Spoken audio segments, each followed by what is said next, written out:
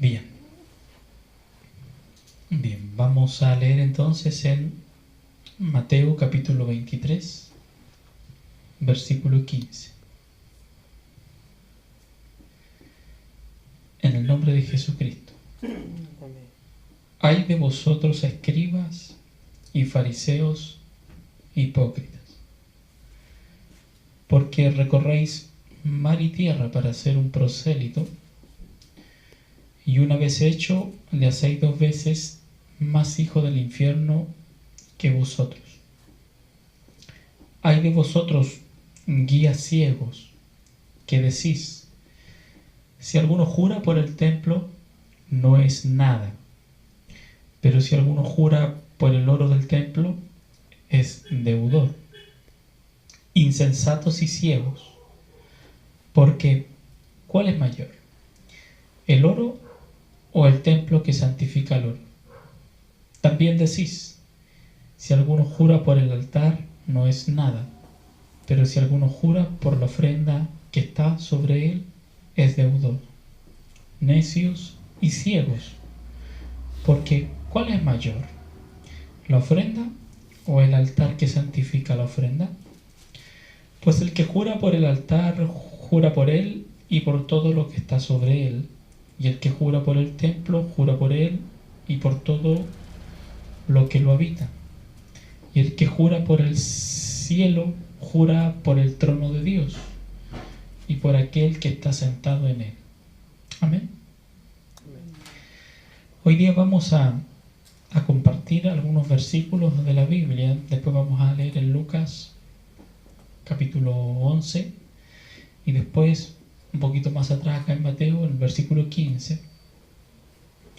Jesús aquí, de acuerdo a los títulos que aparecen en esta Biblia, dice, cierto, que él estaba acusando a escribas y fariseos. En realidad eran escribas, fariseos, intérpretes de la ley. Era de alguna manera una expresión del Señor Jesucristo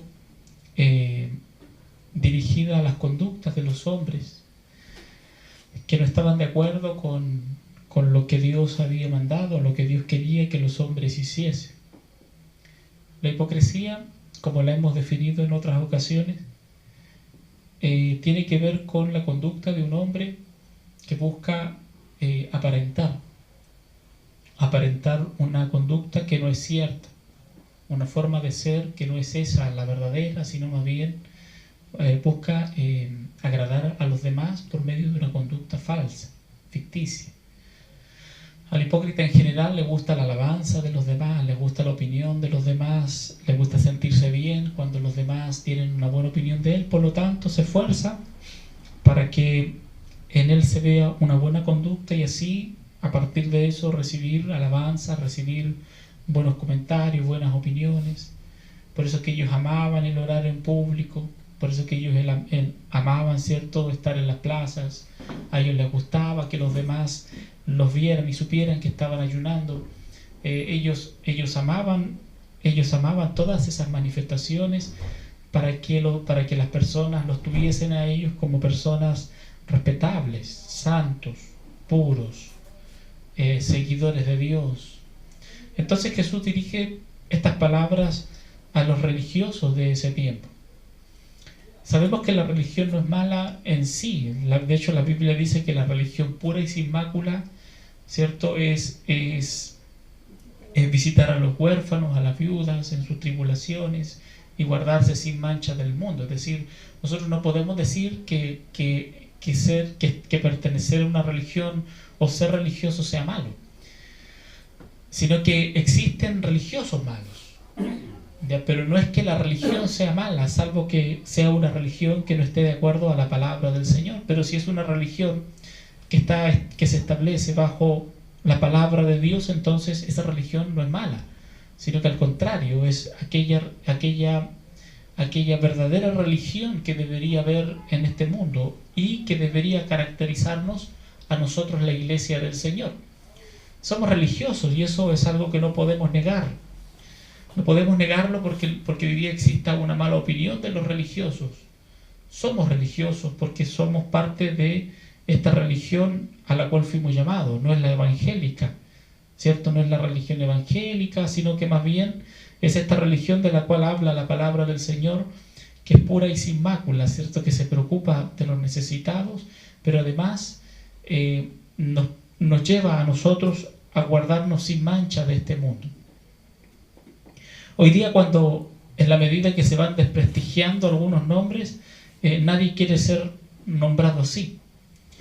Pero la verdad es que nosotros no debemos vivir por las modas que existan en este mundo en relación a si hoy día es o no grato para los demás llamarse de una manera, sino que debemos dejarnos llamar de la manera en como el Señor nos ha querido llamar a cada uno de nosotros, como cuerpo de Cristo, como iglesia del Señor. Entonces el Señor hablaba a los religiosos de aquel tiempo, porque la religión que ellos estaban viviendo no era la religión que Dios quería que ellos viviesen. No vivían conforme a la palabra de Dios. Hablaban la palabra de Dios, enseñaban la palabra de Dios, pero no vivían conforme a la palabra de Dios. Pero sí les gustaba mostrarse como si realmente ellos vivían la palabra de Dios. ¿Ve? Entonces, hablaban la palabra, no guardaban la palabra, pero se mostraban como que sí guardaban la palabra. Eso es hipocresía, ¿ve? Eso es hipocresía. Hipocresía no es esforzarse por hacerlo bien delante de Dios. Hipocresía es no hacer absolutamente nada para agradar a Dios, sino que lo único que me preocupa es que los demás no se den cuenta qué tan malo soy. Eso es hipocresía. El Señor por ahí en algún momento, diciéndole a estos mismos hombres religiosos de aquel tiempo, les decía: ustedes atan cargas pesadas a los hombres, pero ustedes mismos no quieren, no tienen la intención de mover esas cargas ni siquiera con un dedo. No les interesaba, ¿eh? La religión de aquel tiempo era una religión donde ellos hablaban, pero no les interesaba vivir lo que hablaban, no les importaba hacer. Esa era una de las características que tenían. Pero además de eso, además de tener esa característica de hablar lo bueno y hacer lo malo, y aparentar hacer lo bueno, la otra característica que tenía la religión de aquel tiempo era que, además de hablar lo bueno, también a eso bueno le añadían enseñanzas, doctrinas, le añadían costumbres de hombres, mandamientos de hombres, le añadían todo aquello, y algunas veces esas doctrinas invalidaban el mandamiento de Dios. Es decir, ellos volvían más importante una costumbre que el mandamiento que Dios había entregado para que el pueblo guardase o viviese. Eso es de lo que vamos a compartir hoy día, porque hemos estado hablando durante las reuniones en las que hemos podido encontrarnos acerca de vivir, de experimentar, de vivir bajo la libertad con la cual Cristo nos hizo libre. Hemos hablado acerca de la importancia de no esclavizarnos no solamente al pecado, sino también a los rudimentos de este mundo, en el sentido de que no nos esclavicemos a doctrinas, a mandamientos, a costumbres que algunas veces existen en medio de nosotros y que nos sentimos mal cuando no las guardamos, cuando en realidad no revisten ninguna importancia delante de Dios. Son formas de esclavitud que algunas veces no son tan evidentes, pero que están ahí presentes también en nuestra vida. Entonces, cuando comenzamos a meditar sobre las enseñanzas que hemos estado compartiendo durante los días que no hemos visto, podemos nosotros entender por el Señor de que lo que el Espíritu de Dios está buscando producir en nosotros es que vivamos una fe no fingida, es que vivamos un evangelio sano, un evangelio puro, un evangelio que se desprende de todas las cosas que han sido provistas por el mundo, ¿cierto?, como enseñanza, y se comienza a desarrollar, a llevar a cabo de acuerdo a las cosas que están escritas en la palabra del Señor. Pero no todas las cosas que están escritas, sino más bien aquellas que están escritas y que son aplicables para la iglesia de los gentiles, es decir, nosotros. Amén. Porque por ahí podemos encontrar esa palabra que dice que no tenemos que comer animales con pezuña, pero nosotros sabemos que esa palabra no es aplicable a la iglesia de los gentiles, debido a que, cierto, en el libro de los Hechos se da a conocer de que existen ciertas cosas que son aplicables a nosotros, pero no todas. Amén, no todas. Amén. Entonces, conociendo eso, entendiendo, cierto, lo que sucedió en el libro de los Hechos, cuando el apóstol Pablo sube a Jerusalén a declararle a los principales de aquel tiempo lo que estaba sucediendo con la iglesia de los gentiles, ahí se toma una resolución, y esa resolución no fue solo para ese tiempo, sino que fue de ahí en adelante para la iglesia de los gentiles, es decir, nosotros somos parte de una iglesia gentil, que en el espíritu fuimos hechos parte de un Israel espiritual, pero en cuanto a la carne no somos israelitas, sino que lo somos, ¿cierto? Porque fuimos hechos coherederos con el Señor Jesucristo. Por eso que somos parte del Israel espiritual, somos parte de las promesas hechas a Abraham, somos herederos de esas promesas, somos el cumplimiento de la promesa que a él se le hizo cuando se le declaró, ¿cierto?, que su descendencia iba a ser como las estrellas del cielo, como la arena del mar. Nosotros somos el cumplimiento de esas promesas. Amén. Pero de acuerdo a la carne, no somos descendientes de Abraham, sino que algunos descendemos de los españoles, otros descienden de los indígenas, y así, ¿cierto? Hoy día hay una mezcla. La mayoría de nosotros somos mestizos. Una mezcla de muchas cosas, ¿cierto? De muchas cosas. Y en la medida que vaya pasando el tiempo van a haber más mezclas todavía, ¿cierto? Porque van llegando extranjeros aquí a nuestro país y, ¿cierto?, se van juntando con los chilenos, y por ahí, ¿cierto?, se junta un colombiano con un chileno y nace otro mestizo más. No es que uno sea más que otro, sino seríamos racistas. Pero sí, hoy día nosotros somos una mezcla. Pero en nuestro hombre interior, en aquello que Dios hizo nacer en nosotros, no hay una mezcla, sino que la palabra del Señor dice que nosotros renacimos de una simiente incorruptible por la palabra de Dios. Entonces lo que comenzó a crecer en nuestro interior, lo que se comenzó a formar el día en que nacimos de nuevo, ¿cierto? No es algo mestizo, no es una mezcla de muchas cosas, sino que es el resultado de la palabra de Dios en nuestras vidas. Por eso es que somos hijos de Dios, somos linaje de Abraham de acuerdo a la fe. Eso es lo que somos parte de un Israel espiritual, mestizos en cuanto a la carne, pero israelitas de acuerdo al espíritu por la palabra de Dios. Eso es lo que somos nosotros en este tiempo. Entonces, cuando comenzamos a estudiar estas palabras, cuando Dios nos comienza a instruir acerca de esa necesidad de que exista en nosotros un desprendimiento de aquellas obligaciones que no son bíblicas, entonces el llamado que se nos comienza a hacer es a vivir un evangelio sano, es a vivir una fe no fingida, es a que seamos capaces nosotros de hablar, de compartir un evangelio sin que esté de alguna manera acompañado de cuestiones que no van a ser nutritivas para la vida de un hijo de Dios. Hoy día nosotros podemos sentarnos a la mesa, porque fuimos llamados a sentarnos a la mesa como hijos de Dios, ¿cierto? Lo hemos compartido. No somos de los que comen de las migajas que caen de la mesa, porque si en algún momento fuimos de aquellos perrillos que comían de las migajas que caían de la mesa, eso fue antes de conocer al Señor. Porque una vez que hemos conocido al Señor, fuimos invitados a sentarnos a la mesa, así como se sienta cualquier hijo a la mesa a comer, ¿cierto?, de la buena comida que tiene el Padre preparada. Entonces nosotros nos sentamos a la mesa, se nos presenta el alimento, la comida. Algunas veces, hermanos míos, esa comida puede ser, todo lo que contiene puede ser nutritivo para nuestra vida. Es decir, todo es un buen pasto. ¿Ya? Porque la palabra del Señor dice que la oveja es sacada del redil y llevada a comer buenos pastos. Entonces todo es buen pasto. Pero por ahí a veces nos ponemos ingeniosos. Y como el buen pasto a veces el buen pasto podría aburrirnos, porque a veces hablo humanamente, ¿cierto? Cuando comemos siempre ¿cierto? Lo mismo como que nos aburre, ¿no? Y hay que ponerle algo. ¿Usted se aburre con pan con mantequilla todos los días? ¿Pan con mantequilla? ¿O pan con margarina? Todos los días pan con margarina. Yo creo que usted va a estar aburrido en algún momento.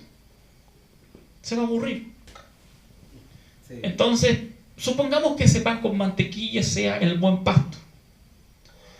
Entonces, como por ahí lo encuentra como rutinario, el apóstol Pablo, enseñándole a los filipenses, les dice: para mí no es molesto repetirles las mismas cosas, y para vosotros es seguro. Es decir, el comer los buenos pastos no implica que siempre haya algo nuevo, sino que también significa que van a haber cosas repetitivas que nos van a enseñar una y otra vez, y eso no va a ser molesto para el que lo enseña, porque sabe que es seguro para nosotros que se nos vuelvan a repetir las cosas. Pero por ahí, ¿cierto? Alguien se puede aburrir de repetir las mismas cosas. Entonces, en lugar de dar el pan con mantequilla, va y le mete, ¿cierto?, salame. Yo sé que ni el pan, ni la mantequilla, ni el salame es nutritivo. Pero vamos a suponer que el pan y la mantequilla es nutritivo y el salame no es nutritivo. Entonces vamos a comer. Probablemente vamos a quedar encantados con lo que comimos, porque es rico, ¿cierto? Pan, mantequilla, salame, qué rico, delicioso. A mí no me gusta el salame, pero le estoy dando un ejemplo. Qué rico, delicioso. Y además, ¿cierto? Ese pancito que era delgadito, pan, mantequilla, después se vuelve un poquito más gordito con el salame. Entonces, además de quedar contentos con lo que comemos, también quedamos un poquito más satisfechos, porque el pancito es más grande. O cuando se come el churrascón. O cuando se come el completito. De esos que venden acá. Eso, ¿cómo se llaman? Esos grandes. Completón. Un churrascón, un completón. ¿Y cómo queda usted? A veces ni siquiera se lo alcanza a comer entero. Ni siquiera se lo alcanza a comer completo. Pero si usted comienza a ver cuánto de lo que comió es nutritivo, usted se va a dar cuenta que casi nada. A veces nos pasa eso. A veces, hermanos míos, nos sentamos a la mesa a comer delante del Señor y los predicadores nos ponemos creativos. No nos conformamos a la sana doctrina, no nos conformamos a la palabra, sino que queremos añadirle algo para conmover, para impresionar, para impactar. Porque hay veces que el predicador tiene ese sentido de incorporado en su vida, en su ADN está el que el aplauso inconscientemente lo pone contento, lo hace sentir bien, un amén. O escuchar un amén como que lo motiva, lo anima. Ahora sí, predico más fuerte, con más ánimo. Entonces, a veces para provocar un amén tenemos que colocarle algo que conmueva, algo que produzca algo en el corazón de aquel que está escuchando. Nos ponemos creativos. Esa es la añadidura que a usted lo puede dejar muy contento, feliz porque usted siente que le hablaron al corazón, quedó feliz, quedó llenito, llenita. Pero algunas veces esas cosas no sirven para nada y nos llenamos de chatarra nuestra vida en Cristo, de pura chatarra. Cuando llega la prueba, no la podemos soportar, porque lo único que hay en nuestra vida es chatarra. Cuando llega la tentación, no podemos soportarla, porque todo lo que le hemos metido en nuestra vida ha sido solamente chatarra. No hay una palabra que fundamente nuestras vidas, no hay un consejo que nos ayude a tomar una buena decisión, sino que solamente hay chatarra, hay golpes de espalda, hay hay palabras que los animan a seguir adelante solamente, pero no hay una luz que de alguna manera nos permita ver cuál es el camino correcto, cuál es la dirección indicada. A veces eso es lo que tenemos en nuestro interior. Puro cántico, pura alabanza. No estoy diciendo que sea malo cantar. Hace bien cantar alabanzas al Señor. Pero no podemos vivir solo de alabanzas. No podemos vivir solo de alabanza. No podemos vivir solamente de Coca-Cola en nuestra vida, ¿cierto? Y darle con la Coca-Cola para adentro. Qué rica la Coca-Cola. No podemos vivir así. Vamos a terminar hinchaditos por la Coca-Cola, gorditos, panzoncitos, con la Coca-Cola, pero es puro gas dentro de nosotros. No podemos vivir todo el tiempo así. No podemos vivir un evangelio lleno de emociones, que se fundamenta solamente en la emoción, en que me siento bien cuando algo sucede, cuando siento algo. Si es un escalofrío lo que vivo, entonces aquí está el Señor, me alegro, me regocijo, canto, salto delante de Dios y siento un escalofrío. O si por ahí alguien gritó un aleluya que a mí me hizo vibrar, entonces ahí canto y alabo al Señor. No podemos vivir un evangelio que se fundamenta solo en emociones, en sentimientos, en experiencias. No podemos vivir un evangelio que se fundamente solo en aquellas cosas. No podemos vivir un evangelio que se sustenta en cuestiones que tienen la reputación de ser buenas, de ser una conducta sabia, pero que en realidad no tiene ningún efecto sobre los apetitos de nuestra carne. ¿Ve? Y así estamos llenitos de emociones, de sentimientos, llenitos porque nos sentimos bien con lo que hoy día se cantó, con lo que hoy día se habló, estuvo linda la palabra, ¿cierto? Y nos vamos llenitos para la casa, bien gorditos. Pero llega la prueba y no somos capaces de soportarlo. Porque no tenemos lo más importante, la palabra del Dios nuestro. Entonces, cuando comenzamos a compartir estos temas que hablamos, que hemos estado compartiendo, es porque Dios nos quiere dirigir a que podamos nosotros ser personas que compartamos un evangelio lo más desprendido posible de cuestiones que no tienen ninguna importancia para la vida de aquellos que comen la palabra que estamos compartiendo. Ese es el propósito.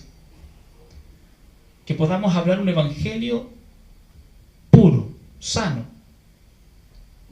Que podamos hablarlo, vivirlo. Que nuestra fe pueda estar sustentada en la palabra del Señor y no, ¿cierto?, en fábulas, no en historias, no en cuentos que algunas veces uno encuentra por ahí. Nuestra fe no se debe fundamentar en esas cosas. Podrán servir en algún momento para dar un ejemplo, pero ese ejemplo tiene que estar fundamentado con una palabra. De lo contrario, el corazón de él se va a llenar de un ejemplo, y ese ejemplo, cuando sea necesario, no va a tener ningún poder para poder sostenernos en medio de una prueba, sino que solamente va a ser un buen ejemplo para poder contarlo. Pero si no es la palabra, entonces no hay poder en nuestras vidas para poder vencer el pecado, para poder vencer la maldad. Es la palabra de Dios, hermanos míos, la que tiene poder para producir una transformación en nuestras vidas. Jesucristo dijo: mis palabras son espíritu y son vida. Nosotros podemos tener prédicas muy preciosas, llenas de ejemplos. A mí me gusta predicar con ejemplos, usted lo sabe, llenas de ejemplos, llenas de historias, llenas de cuentos. Pero si no hay una palabra de Dios que fundamente algo en nuestros corazones, entonces esos cuentos, esas fábulas, esos ejemplos que demos no van a servir de nada en sus vidas el día en que les toque vivir una situación en la que tengan que usar la palabra del Señor. Debemos fundamentarnos en la palabra. Eso es lo que debe ocurrir. Esa es la manera de vivir un evangelio sano, puro, de vivir una fe no fingida, sino que una fe que se establece en verdades, en certezas, que están aquí establecidas en la palabra del Señor. El apóstol Pablo le enseñaba a Tito y le enseñaba a Timoteo acerca de la importancia de que la palabra que él portase, de la palabra que ellos portasen, fuese una palabra irreprochable. Y para que haya una palabra irreprochable en nuestras vidas, lo que debe ocurrir es que nuestra fe, nuestro evangelio debe fundamentarse en certezas, en verdades, pero no en verdades contadas por el mundo o no verdades contadas por una historia, sino que deben ser verdades que se establezcan en la palabra del Señor. Ese mensaje, ese compartir, esa conversación, esa palabra, hermanos míos, es una palabra irreprochable, porque cuando algo se comparte conforme a la palabra de Dios, no existe ninguna posibilidad de que alguien lo pueda reprochar, salvo que exista entre nosotros alguna persona que no esté dispuesta a vivir esa palabra. Cuando alguien no está dispuesto a vivir una palabra, entonces le intenta reprochar, pero sin fundamentos. Porque la otra posibilidad de que nos reprochen algo es que esa palabra que hayamos compartido no sea conforme a la verdad, sino que tenga por ahí, ¿cierto?, algunos indicios de que es parte de una invención nuestra. Eso es reprochable. Y ustedes se van a dar cuenta, porque como tienen conocimiento de la palabra, si por ahí yo les meto, ¿cierto?, una palabra a ustedes que es un invento mío, a ustedes no les va a cuadrar, no les va a parecer, porque va a saltar otra palabra en sus corazones que les va a decir algo está raro aquí. Una palabra va a saltar en sus corazones, ¿cierto? Un versículo bíblico, perdón, no un versículo bíblico, sino una palabra de Dios va a saltar en sus corazones y va a despertar en ustedes una alarma que va a decir, ¿cierto?, esto como que no me cuadra, como que no anda muy bien. Entonces usted va a venir y me lo va a decir a mí y me va a hacer a mí entrar en razón. O yo le voy a explicar lo que intenté decir para que podamos ponernos de acuerdo.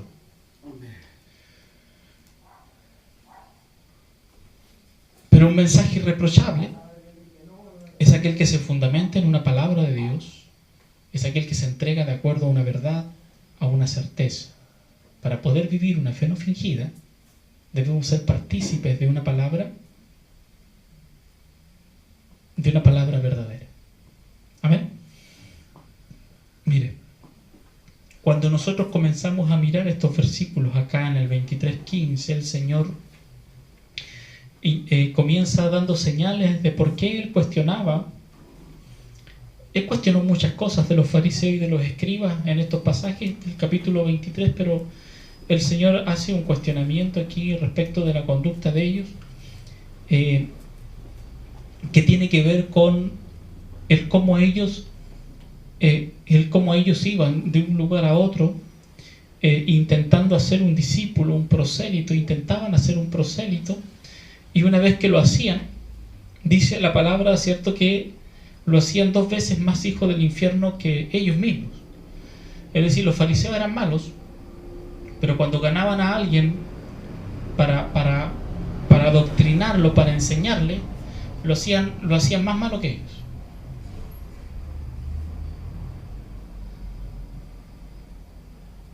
Así lo dice, se lo leo. Le hacéis 2 veces más hijos del infierno que vosotros. Es decir, cuando alguien es malo y le enseña a alguien, lo hace 2 veces más malo. Lo corrompe. Si estaba mal antes de Cristo, ahora va a estar más mal. Más mal. Porque antes vivía tranquilo sin conocer el pecado. Antes vivía tranquilo sin conocer la maldad. Y luego llega aquí, ¿cierto? Y nosotros le enseñamos y le damos a conocer la palabra del Señor. Y además de ello le metemos una camionada de enseñanzas que no son bíblicas. Y le ponemos una mochila sobre él, ¿cierto?, enorme, que es incapaz de llevar. Cuando el apóstol Pedro se levanta, cuando el apóstol Pablo se levanta a reprender a Pedro en el libro de los Gálatas, una de las cosas que le recrimina Pablo a Pedro es que siendo ellos judíos, les fue imposible guardar la ley. Y luego ellos, que no habían sido capaces de guardar la ley, venían y le decían a los gentiles: guarden la ley.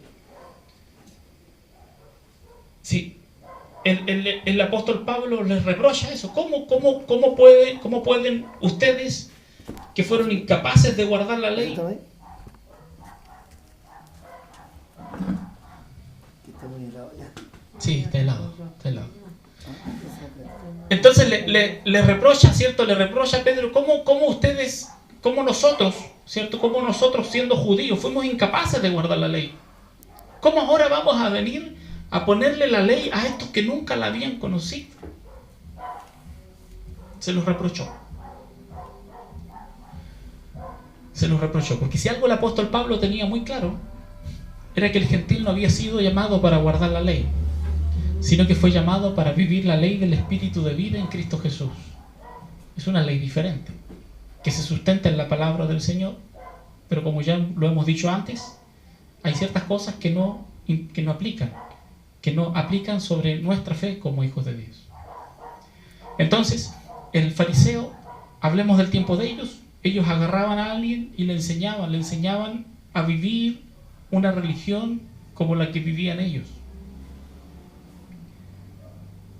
llena de hipocresías, con un poco de conocimiento de la ley de Dios, o más bien dicho, con mucho conocimiento de la ley de Dios, con mucha hipocresía y con muchas enseñanzas que no eran bíblicas, eran enseñanzas nacidas del corazón de ellos.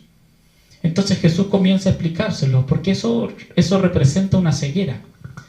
Miren, les dice ya después, versículo 16, hay de vosotros guías ciegos. ¿Ve? Porque ellos iban a ser prosélitos, discípulos, y a esos discípulos ellos los comenzaban a guiar. Pero el Señor les dice, ustedes son guías ciegos. ¿Qué decís? Si alguno jura por el templo no es nada, pero si alguno jura por el oro del templo es deudor. Insensatos y ciegos, porque ¿cuál es mayor? ¿El oro o el templo que santifica el oro? También decís, si alguno jura por el altar no es nada, pero si alguno jura por la ofrenda que está sobre él es deudor. Necios y ciegos, porque ¿cuál es mayor? ¿La ofrenda o el altar que santifica la ofrenda? Pues el que jura por el altar jura por él y por todo lo que está sobre él, y el que jura por el templo jura por él y por el que lo habita. Y el que jura por el cielo, jura por el trono de Dios y por aquel que está sentado en él. Amén. Ellos decían, si ustedes juran por el oro son deudores, pero si juran por el templo no importa. Y el Señor Jesucristo les dice, bueno, ¿qué es lo que realmente es importante? ¿Qué es lo que hemos estado compartiendo durante estos días? ¿Qué es lo que realmente vale en eso? ¿Por qué existe esa ceguera en ustedes, fariseos, escribas? ¿Por qué existe esa ceguera en ustedes? Son incapaces de ver que lo importante es el templo y no el oro del templo. Porque lo que finalmente santifica todo es el templo. Son incapaces de ver que lo importante no es la ofrenda que está sobre el altar, sino que lo importante es el altar que santifica la ofrenda. Ellos no podían ver, no eran capaces de ver lo que realmente era importante. Y como eran incapaces de verlo, entonces entregaban una religión que fundamentaba enseñanzas y doctrinas en cuestiones que para Dios estaban torcidas. Estaban torcidas. Mire, quiero que mire aquí en Mateo capítulo 15 para que podamos ir entendiendo esto.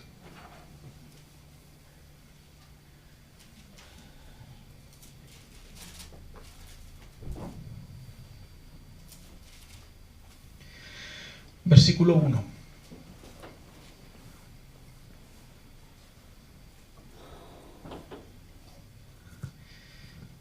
¿Lo encontraron? Amén. Entonces se acercaron a Jesús ciertos escribas y fariseos de Jerusalén diciendo: ¿por qué tus discípulos quebrantan la tradición de los ancianos? Porque no se lavan las manos cuando comen pan. Respondiendo él les dijo: ¿por qué también vosotros quebrantáis el mandamiento de Dios por vuestra tradición? ¿Ve? Vienen los fariseos y los escribas y le preguntan al Señor: ¿por qué tus discípulos quebrantan la tradición de los ancianos? ¿Por qué venían preocupados los fariseos y los escribas? Venían preocupados por la tradición. El corazón de ellos estaba en guardar la tradición. Les importaba mucho guardar la tradición. Entonces Jesús les respondió. Ellos le preguntaron eso porque como vieron a los discípulos que no se lavaban las manos cuando comían pan, entonces Jesús les respondió: ¿por qué también vosotros quebrantáis el mandamiento de Dios por vuestra tradición? Las tradiciones eran tan importantes en medio del corazón de los escribas y de los fariseos, era tan importante en ellos la tradición, que llegaban a ser capaces de quebrantar un mandamiento de Dios para poder cumplir la tradición que un día los ancianos les entregaron. Porque Dios mandó diciendo, y aquí Jesús les explica por qué ellos quebrantan la tradición, por qué ellos quebrantan el mandamiento con la tradición. Porque Dios mandó diciendo: honra a tu padre y a tu madre, y el que maldiga al padre o a la madre muera irremisiblemente. Eso fue lo que mandó el Señor. Ahora Jesús le dice a ellos: pero vosotros decís, cualquiera que diga a su padre o a su madre, es mi ofrenda a Dios todo aquello con que pudiera ayudarte, ya no ha de honrar a su padre o a su madre. Así habéis invalidado el mandamiento de Dios por vuestra tradición. Hipócritas, bien profetizó de vosotros Isaías cuando dijo, al tiro lo voy a explicar lo que estaba más arriba. ¿Qué profetizó Isaías? Este pueblo de labios me honra, mas su corazón está lejos de mí. Pues en vano me honran, enseñando como doctrinas mandamientos de hombres. Y llamando así a la multitud les dijo, oíd y entended. No lo que entra en la boca contamina al hombre, mas lo que sale de la boca, esto contamina al hombre. Y ahí viene la enseñanza acerca de qué es lo que realmente contamina al hombre. Ya no nos vamos a detener en eso porque nuestro propósito es mirar cómo el corazón del escriba y del fariseo. El escriba era un hombre conocedor de las escrituras. El fariseo era un hombre estudioso de las escrituras. El libro de Lucas nos declara que además de los escribas y los fariseos, el Señor también le llamó la atención a los intérpretes de la ley, que eran los encargados de acercar la ley al entendimiento del pueblo común y corriente. Es decir, los intérpretes de la ley eran entendedores. Por eso que un día se acercó un intérprete de la ley a tentar al Señor, a preguntarle cuál era el gran mandamiento. El intérprete lo tenía clarito, porque ellos estudiaban para acercar la ley al conocimiento del común. Por eso que él quería tentar para ver si el Señor lo sabía. El Señor lo supo. El intérprete de la ley lo respondió bien. Estaba muy cerca él del reino de Dios. El problema era que los intérpretes de la ley se habían agarrado las llaves del reino de los cielos y se las habían metido al bolsillo. Y no querían entrar ellos, por el conocimiento que tenían, no estaban interesados en entrar al reino de los cielos, pero tampoco ellos dejaban entrar a nadie, porque el conocimiento que tenían se lo guardaban, se lo metían al bolsillo. Entonces dejaban que todos vivieran la religión de la manera en como a ellos les placiera, y no entregaban, no compartían lo que era guardar realmente la ley de Dios. Amén. Entonces reprendió a escribas, a fariseos y a intérpretes de la ley. A estos últimos se les atribuyó la responsabilidad de no permitir a las personas entrar al reino porque ellos habían escondido las llaves del reino. Entonces les explico un poco acá. Desde el versículo 4 lo voy a volver a leer. Porque Dios mandó diciendo, honra a tu padre y a tu madre, y el que maldiga al padre o a la madre muere irreversiblemente. Pero vosotros decís, cualquiera que diga a su padre o a su madre, es mi ofrenda a Dios todo aquello con que pudiera ayudarte, ya no ha de honrar a su padre o a su madre. Así habéis invalidado el mandamiento de Dios por vuestra tradición. ¿Cuál era la tradición? La tradición era que había que honrar al padre y a la madre, pero sin que ese honrarle significase una ofrenda delante de Dios. Es decir, es como que yo le dijera a Daniel: Daniel, usted debe honrar a su mamá, pero si usted dice que honra a su mamá porque quiere agradar a Dios, entonces usted no está honrando a su mamá. Porque para que usted honre a su mamá, usted tiene que honrarla sin que sea una obligación en su vida. Esa era la tradición. La tradición fue sacar a Dios, sacar el mandamiento. Ellos sacaron el mandamiento y llamaron a los hombres a que honraran a su padre y a su madre, pero de manera no obligatoria, sino más bien voluntaria. Esa era la tradición. Porque lo que el Señor Jesucristo dijo en el versículo 4 fue: Dios lo mandó. Es decir, Daniel debe honrar a su mamá, le guste o no le guste, porque Dios le mandó a él que honrara a su mamá. ¿Y por qué tiene que hacerlo él? No porque su mamá sea buena, sino que él tiene que honrar a su mamá porque Dios se lo mandó a él. ¿Ve? Para agradar a Dios, Daniel honra a su mamá. Para agradar a Dios. Los fariseos decían que eso no era honrar al padre o a la madre. Si él lo hace para Dios, ya no la honra a ella. Eso decían los fariseos. Eso era la tradición. Pero nosotros sabemos que nosotros debemos hacer todo lo que Dios manda para agradarle a Él. Y de hecho, la palabra del Señor dice que todo lo que hagamos, sea de palabra o de hecho, debemos hacerlo, ¿cierto?, para el Señor, como para el Señor y no como para los hombres, o en el nombre de nuestro Señor Jesucristo. Todo tenemos que hacerlo para Él. Entonces, cuando los fariseos comenzaban a introducir estas enseñanzas, entonces ahí aparece y se recuerda al profeta Isaías y les dice: hipócritas, bien profetizó de vosotros Isaías cuando dijo: este pueblo de labios me honra, mas su corazón está lejos de mí, pues en vano me honran enseñando como doctrinas, mandamientos de hombres. Por eso es que nosotros tenemos que dirigirnos a vivir un evangelio sano, puro y sin mandamientos de hombre.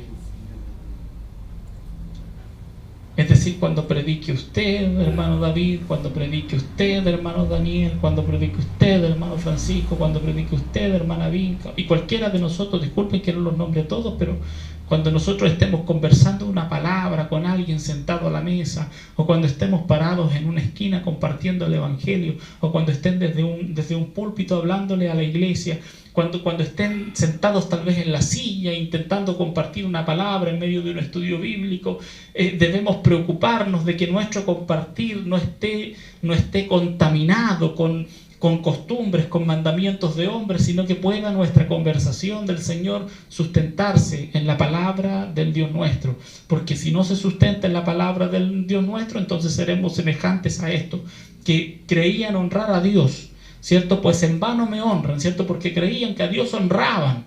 Creían que a Dios honraban con todas esas costumbres, con todos esos hábitos que le transmitían a las personas, pero en realidad eso es en vano, porque en vano se honra a Dios con mandamientos de hombres. Es en vano. Por eso que decíamos hace unos días atrás, es triste que alguien sufra porque no hace algo que a Dios no le importa. Es triste, pues, hermano. Es triste que usted esté afligido porque no hizo algo y en realidad Dios está allá en el cielo diciendo: pero si a mí no me importa que tú no hagas eso. A mí lo que me importa es que tú vivas en santidad, es que te guardes sin mancha del mundo. Pero no me importa que estés tomando agua en medio de una reunión. No me importa. No me importa, porque si fuera malo que mi hermana Vinca tomara agua, entonces también es malo que yo tome agua aquí. ¿O es malo de ahí para allá nomás? Estoy dándole un ejemplo. Yo sé que nadie dice que es malo tomar agua en el templo, pero es un ejemplo, porque mi hermana Vinca se podría ir llorando para la casa diciendo: Señor, tomé agua hoy día en el templo, te fallé. No lo pude soportar, Señor, tenía mucha sed, no pude hacerlo. Y sufre ella porque tomó agua en el templo y se va llorando, y Dios desde el cielo intentando decirle: no te preocupes por esas cosas que no tienen ninguna importancia.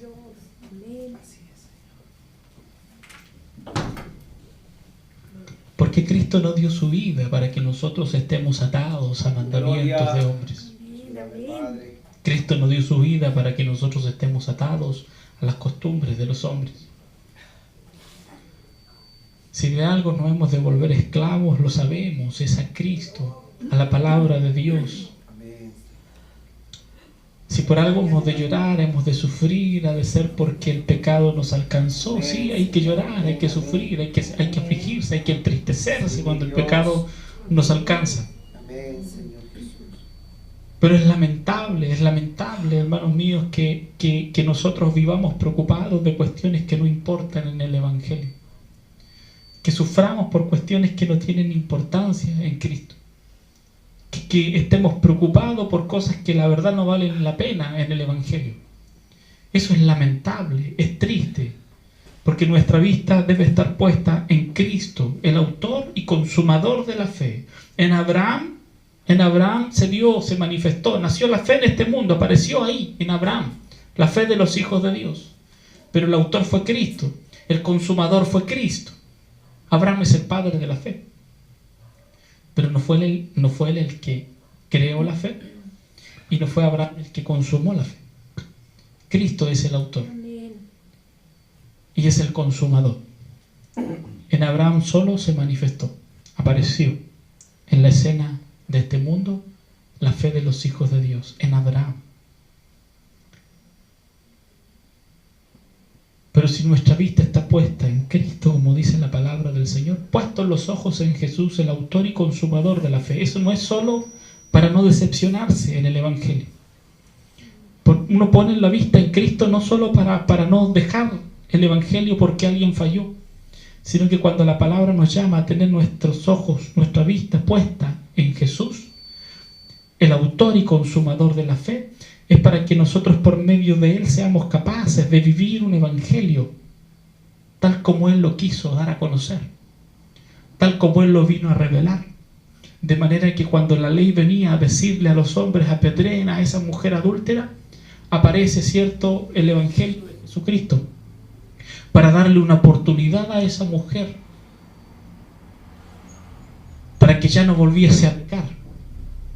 De manera que cuando los hombres se alejaban de los samaritanos, porque los judíos y los samaritanos no se trataban entre sí, aparece un judío distinto, un judío llamado Jesús, que habla con la mujer samaritana. Y no solo le habla, sino que también le pide agua. Y además de pedirle agua, él termina dándole de beber aquello que había venido a darle, a entregarle, hermanos míos, a aquellos que eran parte de la promesa de este Israel, de las 12 tribus.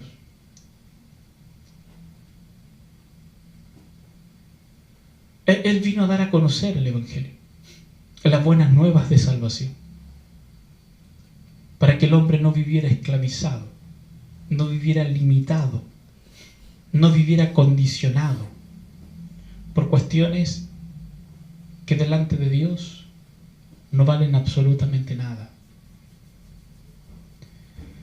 Absolutamente nada. Aquí en este mundo, sí, uno podría decir: es bueno,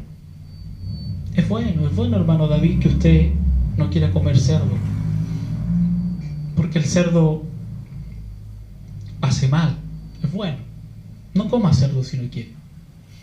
Pero tenga en cuenta, hermano David, que comer cerdo usted no lo va a hacer más agradable delante de Dios. Perdón, que dejar de comer cerdo no lo va a hacer más santo ni más agradable. No lo va a hacer más salvo ni menos salvo. No va a ser más ni menos acepto delante de Dios.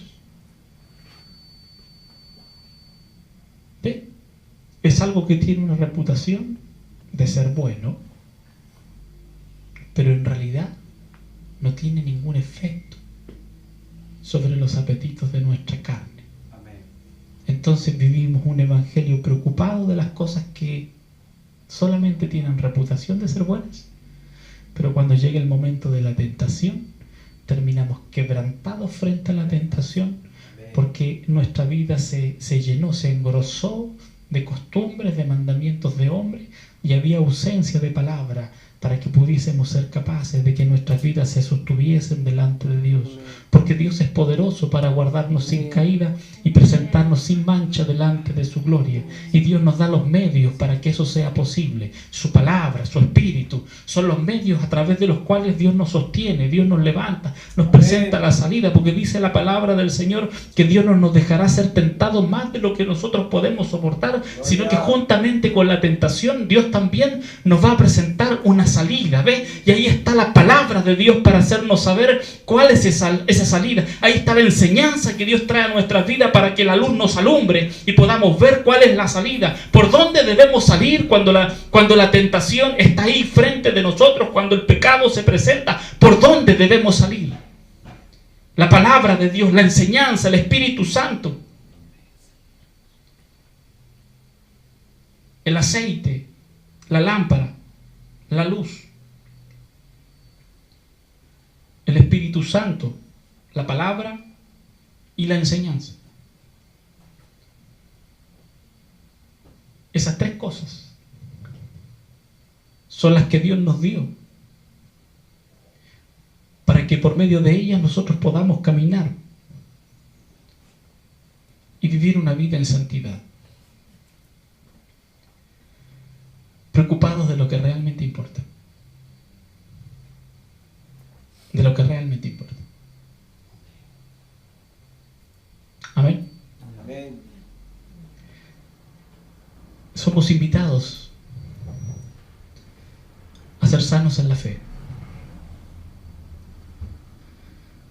no solo porque no guardemos rencor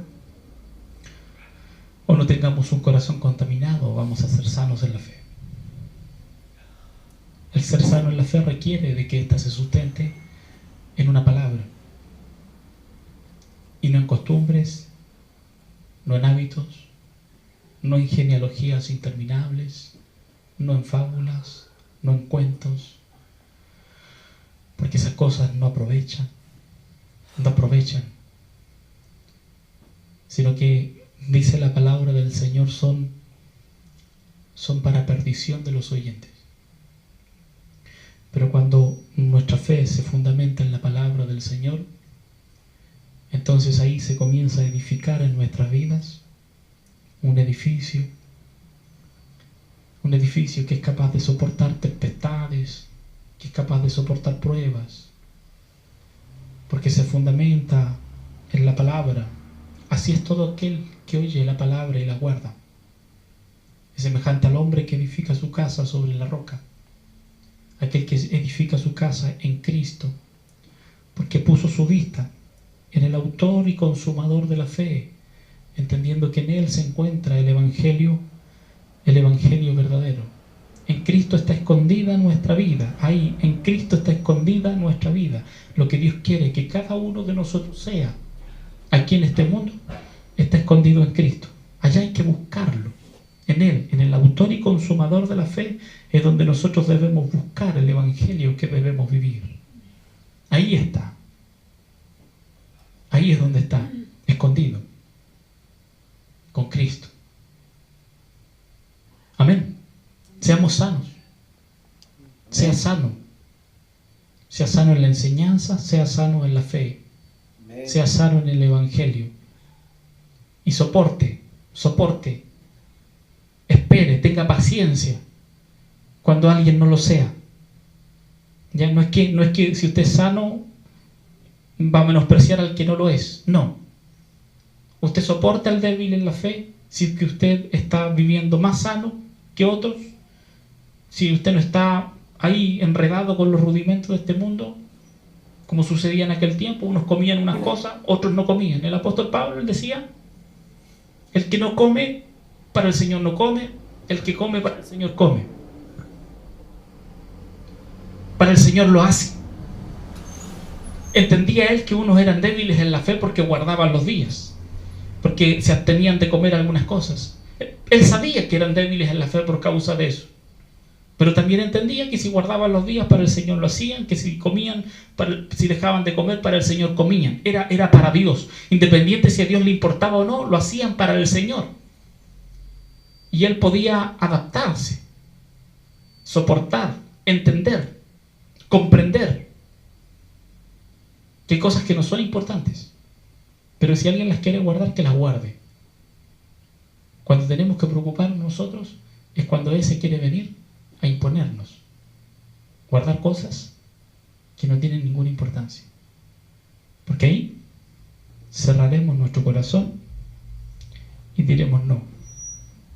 No. Porque no fuimos llamados a vivir bajo los rudimentos de este mundo. Amén. Amén. Seamos sanos. Seamos sanos. Y por favor, no piensen esta palabra para los demás, porque no es para los demás. Amén. Esta palabra es para ustedes. Gracias. Es para sus vidas. Es para que el modo de pensar que ustedes tienen se vaya formando. Gracias. Y se vaya formando en pos de un evangelio sano, puro. Para que hablen algo puro, algo sano, algo verdadero. Para que piensen de un evangelio puro, sano y verdadero. No es para los demás. Porque si fuera para los demás estarían aquí. No, esta palabra es para nosotros. Amén. Es para que nosotros vivamos un evangelio sano y puro y hablemos de un evangelio sano y puro y compartamos un evangelio sano y puro con los demás. Gracias, Señor. Para nosotros es. Amén. Amén. Bendito sea Dios. Vamos a orar al Señor.